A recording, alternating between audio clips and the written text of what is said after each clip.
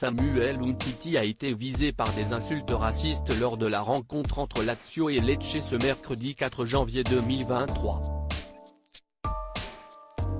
Extrêmement blessé par ces cris provenant des supporters de l'équipe adverse, le joueur de football a fondu en larmes dans les bras de Saverio Sticky Damiani. C'est trop. De nombreux footballeurs sont victimes de racisme, et ce depuis des années.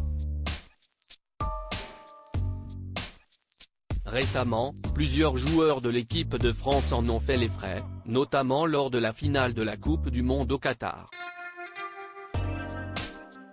En effet, de nombreux supporters argentins s'en sont pris à la sélection de Didier Deschamps, remettant en cause leur nationalité française en pointant du doigt leur couleur de peau.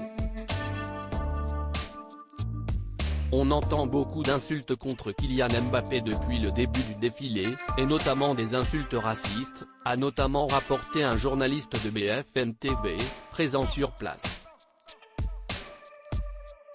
Et le gardien de l'Albiceleste, Emilio Martinez a multiplié les provocations à l'égard de l'attaquant français. Kylian Mbappé s'est d'ailleurs exprimé à plusieurs reprises, au cours de sa carrière, sur les attaques racistes dont il peut être victime.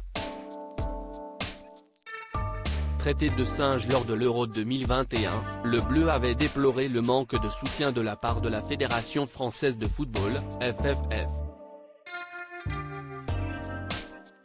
J'ai dit, je ne peux pas jouer pour des gens qui pensent que je suis un singe. Je ne vais pas jouer, précisait-il dans les colonnes de Sport Illustrated, le 29 décembre dernier.